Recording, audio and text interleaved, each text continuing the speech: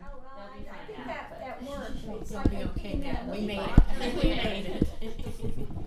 Feel like I'm in a meat locker at the moment. Just where's the hook? Just hang me up. Let's see how that goes.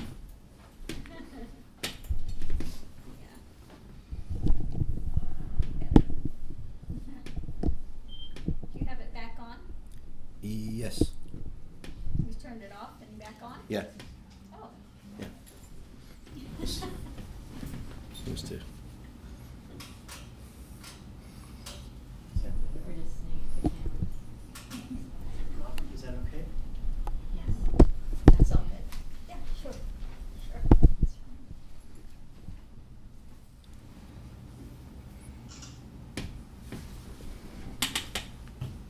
Diane, you all set? What's that? You good with your camera? Yeah. Good.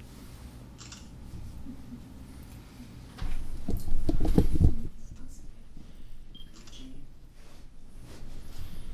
Would you like something for the occasion? I'd love to share with you. We collaboratively putting this together. Could you speak up so I can. we could get this and This is a collaboratively written sentiment that we've written for the occasion, and it begins Namaste Guruji. We know there's no way in which we can repay you for all that you've given us. So we've collectively gathered our sentiments and feelings and composed the following in honor of this day. We are profoundly grateful to be in your presence at this time on this most auspicious of days to celebrate the gift of life that you offer to each of us.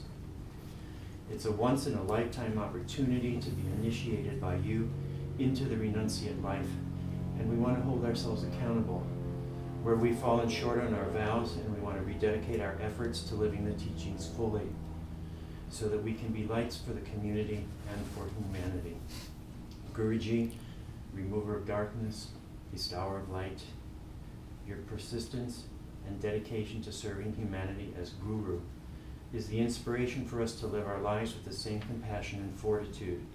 We deeply appreciate your patience and acceptance of all sincere students and your way of giving special attention to every sadhaka in the form of one-to-one guidance. And in that, we so appreciate the gracious touch of Kali with her ever-present tough love and absence of ego candy. The way of this path is without precedence, and words always fail to adequately show our appreciation. But in that place of silence, we bow to you. We are humbled and honored today to have this opportunity to bask in your grace, and thank you for your blessings. Namaste.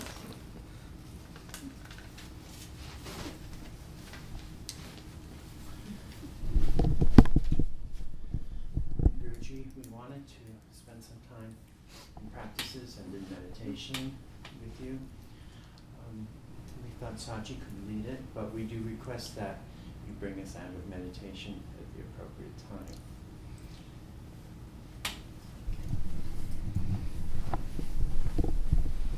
So we'll start with the foundation of the practice that Guru Swamiji has given us, and that is the balanced breath. We can begin to relax our bodies and our muscles, letting the air flow out naturally while we breathe, not forcing it in any direction. You can start to see the air moving down to your diaphragm.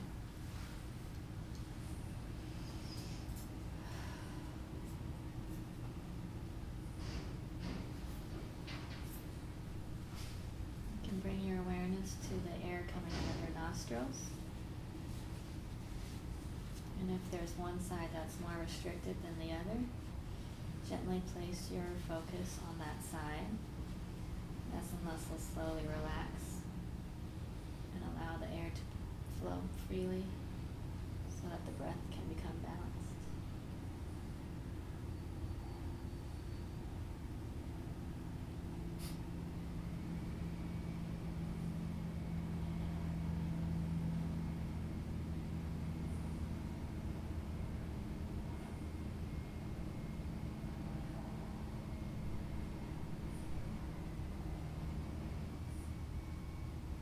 And once your breath is balanced,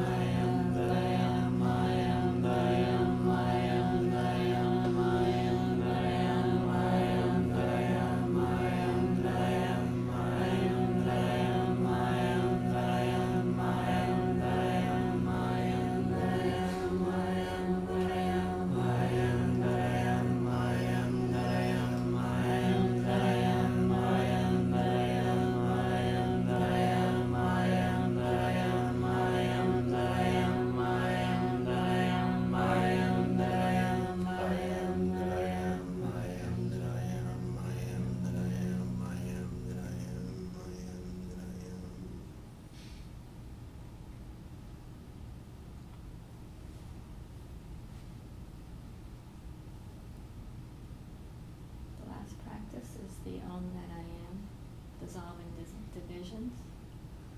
This can be done with your eyes open or closed. If your eyes are open, focus on an object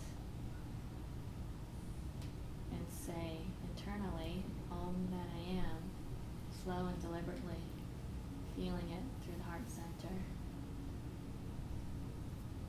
If your eyes are closed, if you're hearing any sounds or noticing any thoughts, you can do Om That I Am and bring those elements into your meditation. So we'll just stay in quietude.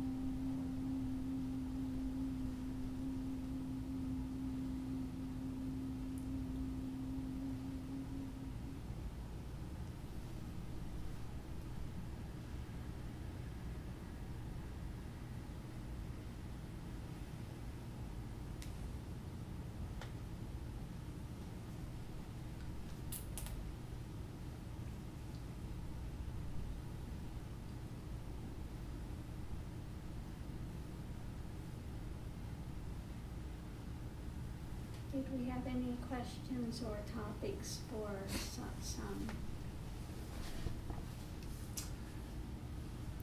Oh, okay, I'll have one. I read in the archives, someone asked a question, do you give special treatment to any of your students? And you answered, all of my students get special treatment. You deal one-to-one with everyone. So maybe the difference you've seen with the students coming that didn't have the one-to-one, and just a general comment about that versus this path where they get that special treatment and the effects of it. Yeah, I've been very clear about this before. In Guru traditions, it was not about having a great worldly following. Gurus were very selective in who they would take to be sadhakas. And the reason for this is that you have to get to know the sadhaka in question, how they think, how they process, what they're doing in order to know where to go with them, what needs to be addressed.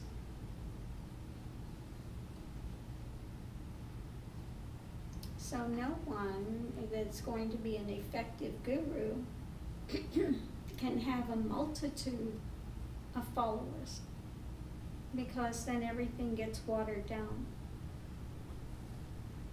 The same way, no matter what satsang is given here, everyone that is sitting here will hear something different. They'll process it differently. You think they're hearing what's being said. Then when you question them about it later, you find out that they've managed to turn it into 180 degrees away from what you were saying. So again, the only way to combat this is to get to know your sadhakas and have that one-to-one time with them, to get to know them intimately. When I say intimately, I do not mean sexually. Want to clear that up for some of our other guru followers that are out there. Does not mean sexually.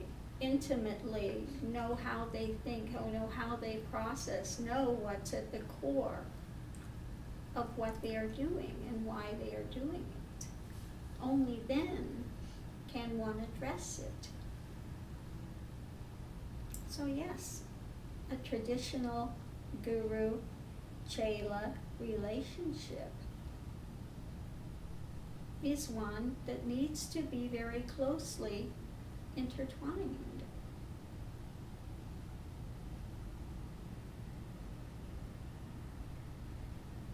That's why it takes commitment. These are not generalized affirmations for people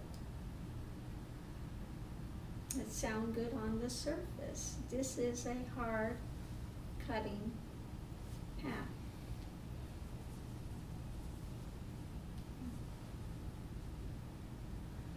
So I hope that answered that. Yeah, thank you. Yes. I was wondering when you were doing sadhana, what a typical day looked like for you. Well, it depends on what part of the journey it was. Because that's been put into place for a lot of years. You know, when in the order, you're up at 4 a.m., you're in prayers by 4:30, and then I was doing cooking. I was the head carpenter, go figure. They would always give you things that were not in your realm of knowledge. And so you had to rely on spirit, had to rely on that unseen to be able to fulfill the task at hand. That's the way that was. You would be in prayers in the evening. Any free time, you would be in prayers, you know, in the sanctuary with your face on the ground and really from the heart, wanting liberation, wanting that. In the ashram, again, up at 4 a.m., at 4:30 in the morning, you're dancing in front of the deities and making the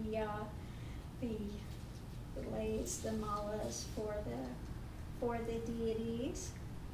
And again, all the attention at that point was supposed to be on the deity, which was at that time Krishna. So all of your thoughts, everything at every moment of the day was supposed to be submerged in that.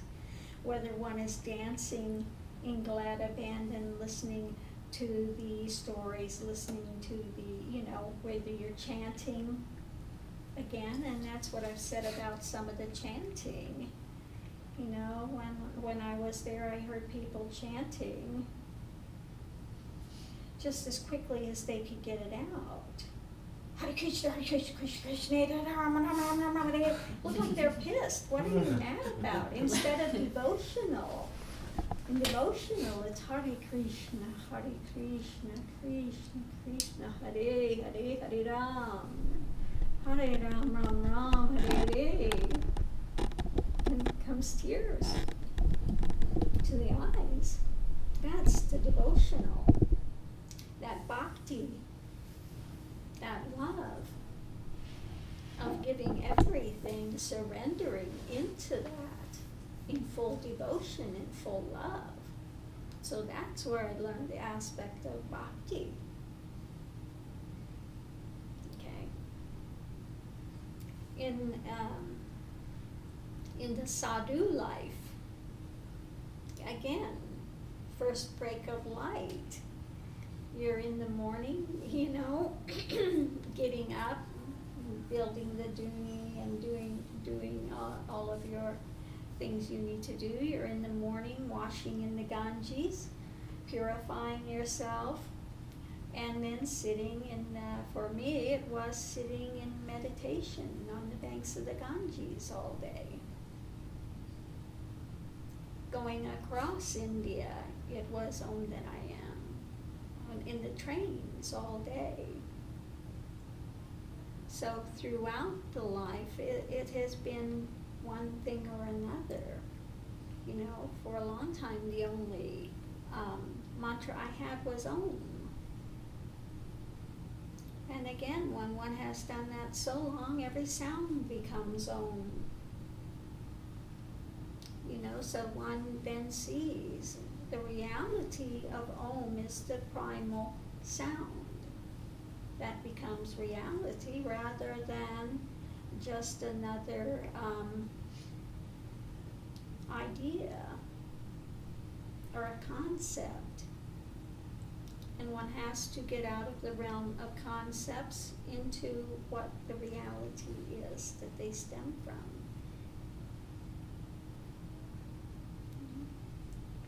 When I was with my guru, you know, he was wanting to look for ashrams, and we traveled in the train and stayed in hotels, and when I was with him, I paid for everything. That's the way it's done. I took care of whatever his needs were at that time. I kept my mouth shut. I listened to what he had to say. That's it.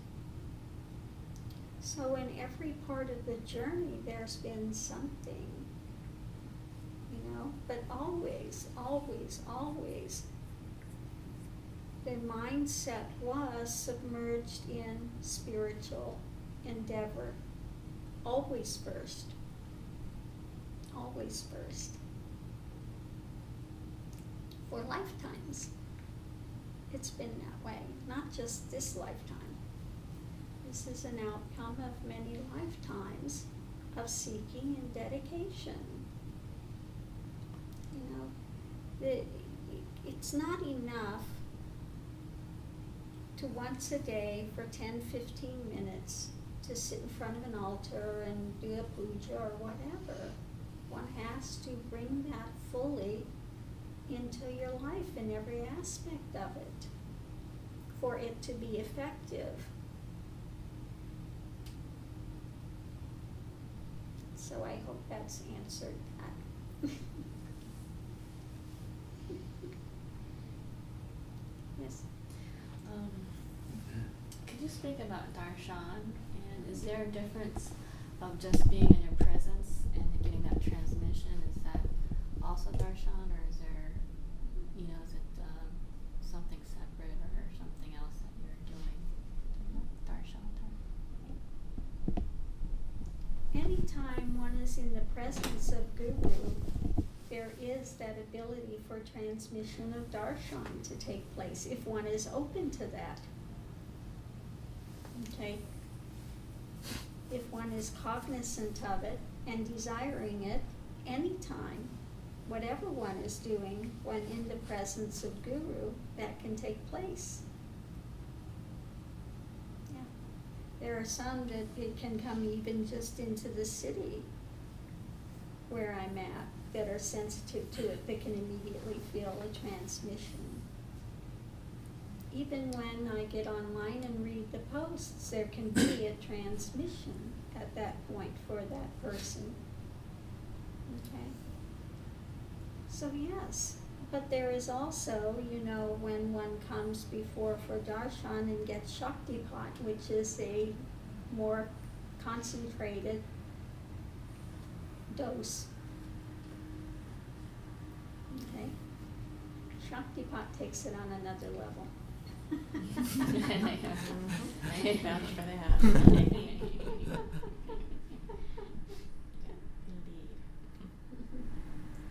So yeah, it's always, and this is why I have said, one has to come into the presence of Guru, and you don't argue with Guru, you don't continue to do that type of thing, because I'm always transmitting and transmuting what's going on. So if one is in argument with Guru and doing all of this nonsense, and if you're not clearing your thoughts, not do that, I can feel this jumbled mass of confusion going on. And sometimes it's been to the point where you feel like your head's going to explode, because you can feel all of this just, mass of turmoil and stuff that's going on. And this is why many of the gurus that are, genuine gurus don't, spend a lot of time with crowds and this and that, and they're in meditation and they're away from that, because they do process this stuff for people. And it can, after a time, take a toll on the form.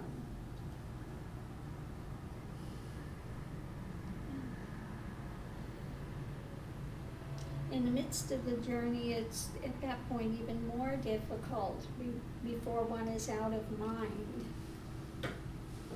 because then you have even more of this, when you're out of mind, it's not as much, but you can still, with some things, when it's,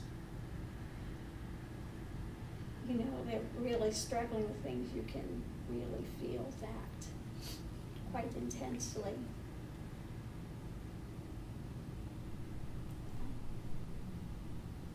So just keep that in mind when you're in presence of Guru. They are always actively working to break through things, to, continue to transmute.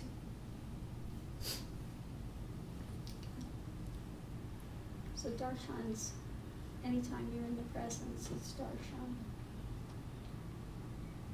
But again, Shaktipat is another aspect, and it's a much more concentrated form.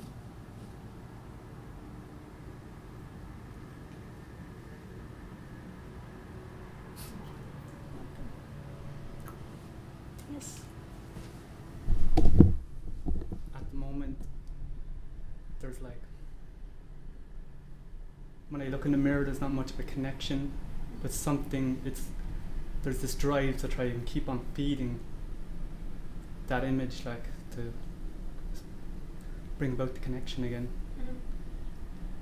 But I think, and what comes about as well is there's like a going away from the practices, like a kind of an avoidance, like, so I see it as like a type of, it's a point of surrender, like just surrender and just leave that persona. And I just wonder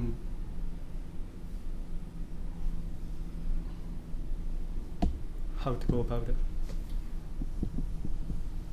Yeah, this is one of the most difficult things. People say, I want to transcend, I want realization, but when it comes down to it, no, I'm scared to let go of that persona because I'm afraid I won't be able to work, I won't be able to manage, all of these fears come up.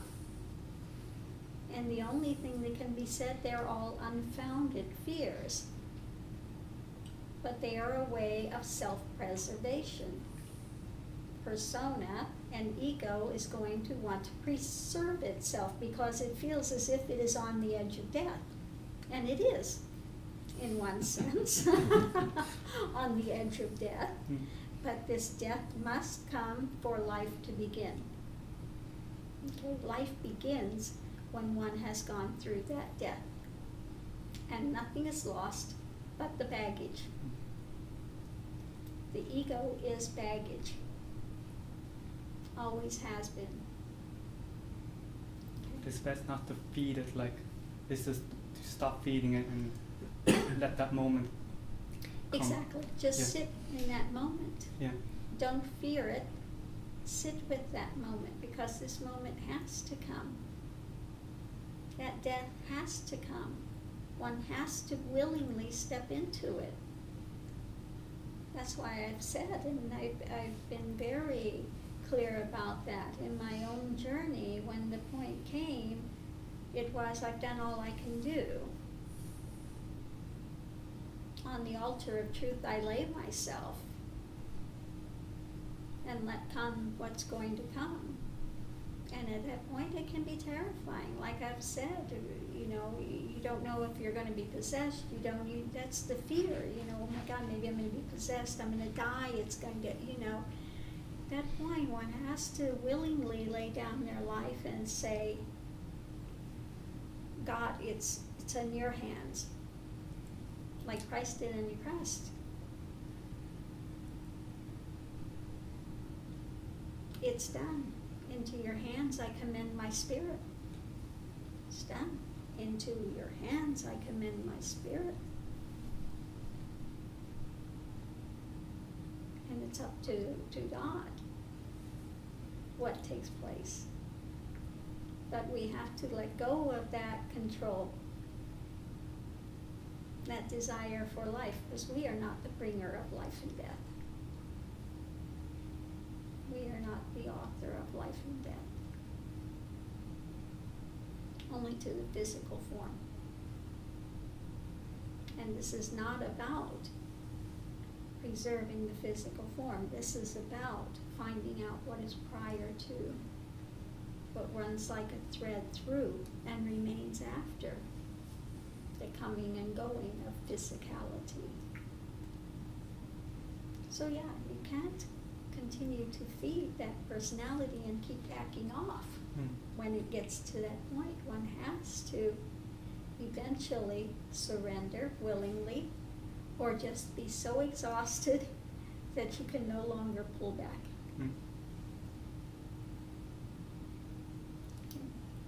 There's the hard way or the harder way. But there's no easy way. Not when it comes to that.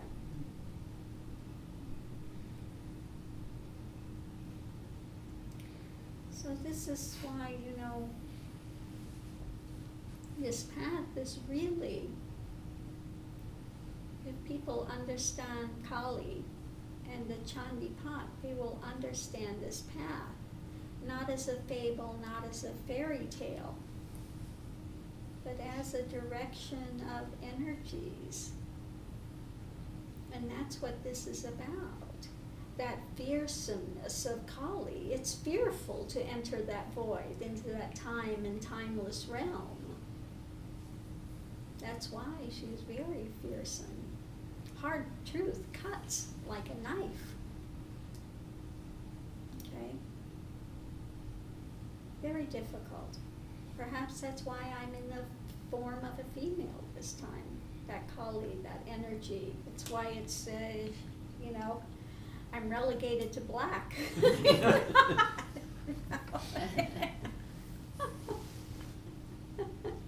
Very Kali-esque. You know, part of the name that was actually given to me at sannyas is Kali Udamananda Giri. Okay.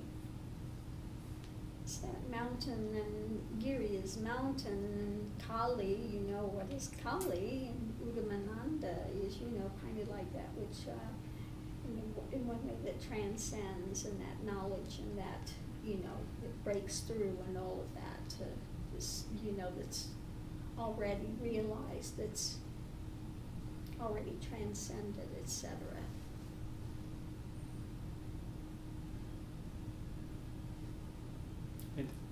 Two other things I need to clarify is when I had my first Kundalini awakening, I moved into the light body, and then it was a Christmas day with my sister, and she was decorating the tree, and the next minute, you know, she's putting all this effort into the tree, and I just couldn't stop laughing because I couldn't see the difference, why she was putting in so much effort, like, cause everything was just came in one, like. Yeah.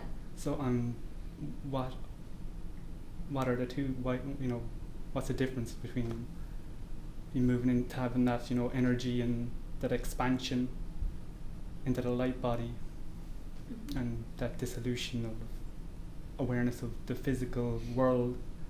But in this, on that Christmas day, I was very aware of the physical world, but there was no separation between anything. Right. Yeah. Yeah, that's going into that oneness. Everything is part of the whole. Yeah. That's that oneness, lower samadhi of sahaj, the sahaj type of samadhi. And yeah, everything is interconnected. Everything is part of this whole, you know. There are infinite lights from this one light. Yeah. Okay, but if you go back, it's only one in the end. In oneness, there's still some perception of there are many that are contained in the one. And the difference with non-duality, that drops. There are no more of the many.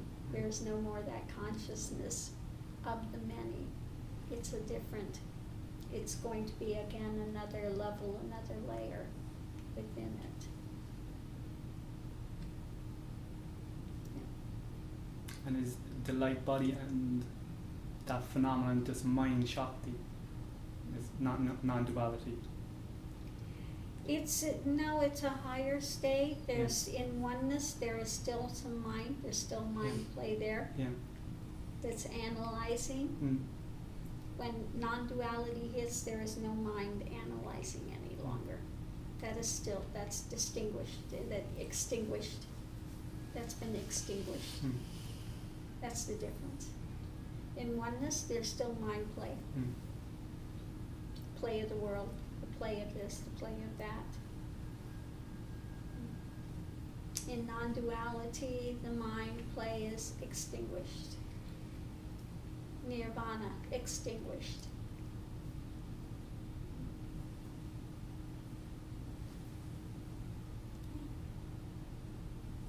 Even in that oneness, there is still some, can still be some suffering to it on the other side.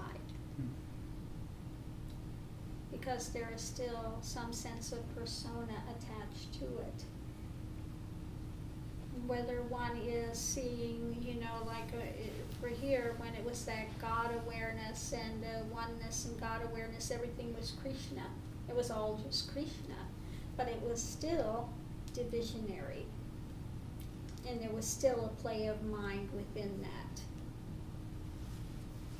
And then when things finally fell away and totally dissolved, then there was no more of that. There was that primal is before any personal deity senses or any of the rest of that comes into play.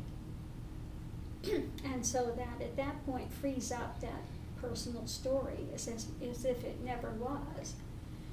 And that's why so many that have entered have said, you know, I've never been born, I've never died, I am that. You can talk to yourself about your story, but don't come here. It's never been. Because that's the consciousness, and one never goes back to that. One can refer back to it as if a movie. One has seen a movie, but that's all the interaction there is with it. Same thing with family, etc. It's now become vairagya. One can interact with them, but it's not a grasping type of a thing. People think it might be a lower love. It's not. It's not. It's different. It's not lower.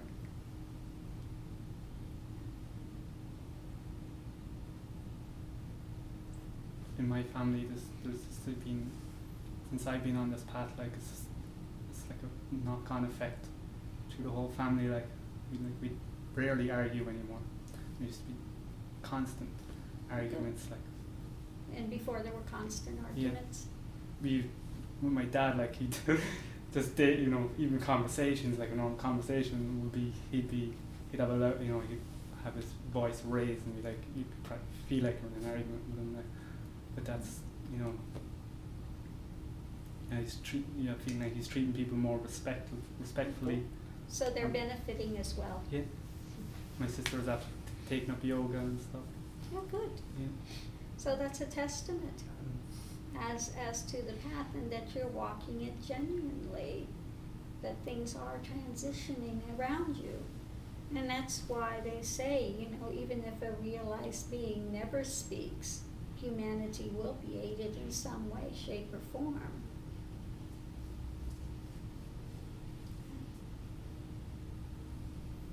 But of course it's better if they do speak.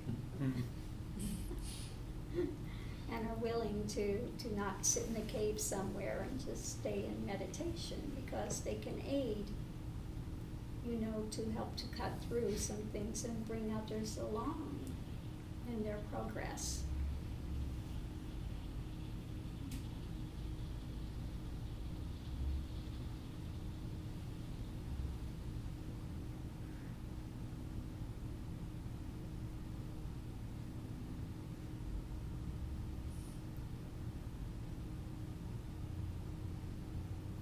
Guruji, first of all, thank you so much for being here today with us.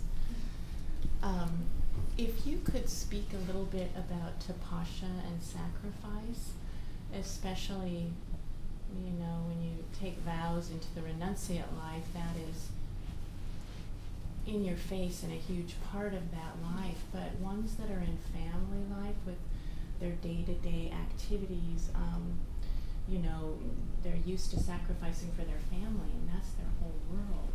But what about sacrificing for the path? How do they fit that in on a day-to-day basis with the practices and that kind of thing? How can they integrate that? Mm-hmm. Well, it's tough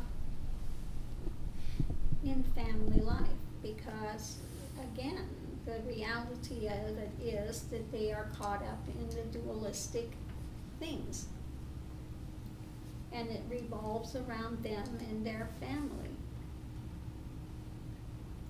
And this is why on these types of paths, and traditionally the really heavy inner wisdom is not given to people in family life. They're not willing to do the tapas needed, that burning away.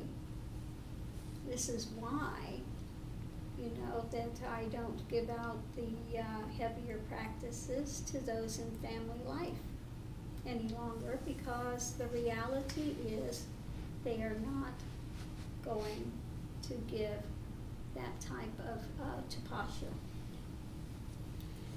Now, traditionally in India and other countries, Buddhist countries, the general population and those in family life would do all they could to support the sannyasis because they understand they benefit. When the sannyasis progress, and if they can get to realization, they can benefit humanity. So they are ready to sacrifice all that they can do to give back for the sannyasis. In this country, people are not willing to do that. They don't understand that. In other countries, the sannyasis are fed. They're, they bring them provisions, what they're needed.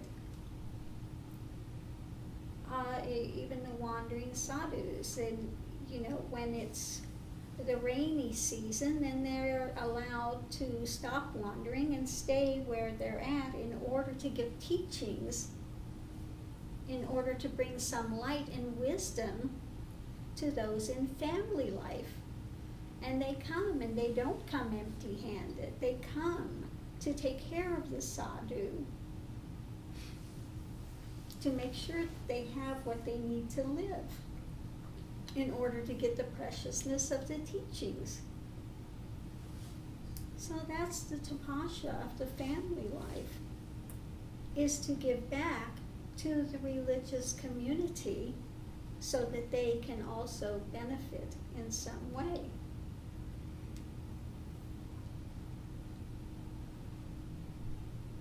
In other countries, the religious, the sadhus and the sannyasis and renunciates are not having to have a job.